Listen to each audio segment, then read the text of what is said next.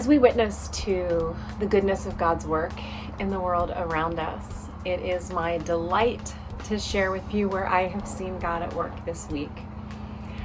Just on Friday afternoon, I had the pleasure of speaking with our dear friend and brother, Mark, who has been in the hospital with COVID-19 for several weeks now. He has now been off of the ventilator for several days and is doing quite well. He will be in some short-term rehabilitation to gain back strength after being on a ventilator and in the hospital for so long. But he extends all of his thanks to you all for your prayers and your love, and wants you to know he's doing better and he's feeling stronger every day, and he attributes his recovery to your prayers. And so, brothers and sisters, what a delightful witness to God working in the world. And so here are some of the other ways that our community has seen God at work over the past week.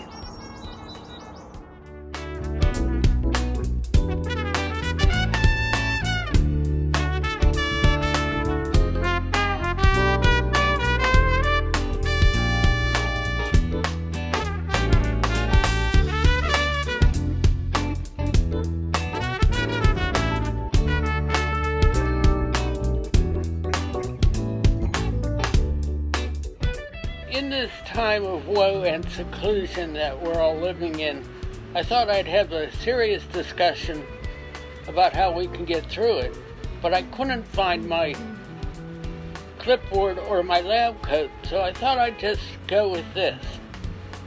I'll tell you how I saw God at work this week. This is how I saw Him. I saw Him through your laughter at this video. If you can laugh at this, you can laugh at anything. So we're getting through it with our little grins and our little giggles.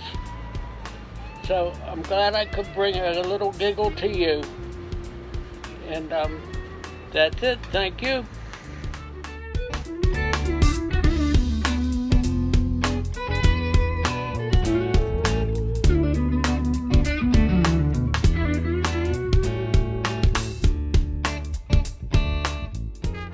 Good morning, all.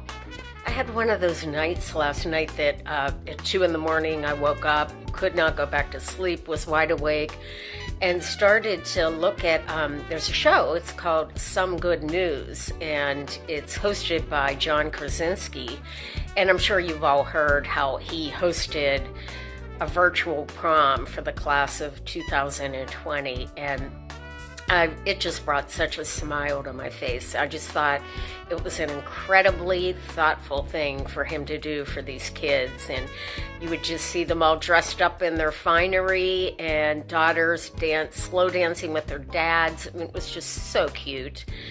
And then last weekend, we have a lot of on-street parking where I live, and I was taking a walk, and there was a car parked in front of a house with a huge sign on the rear windshield that said, "Today is Aiden's birthday," or honk and wish him a happy birthday.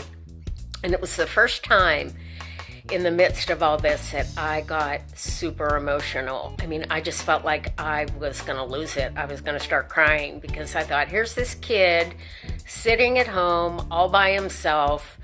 And then I started worrying that nobody was going to honk. So I went and got my car and drove back and forth throughout the day about 10 times and honked.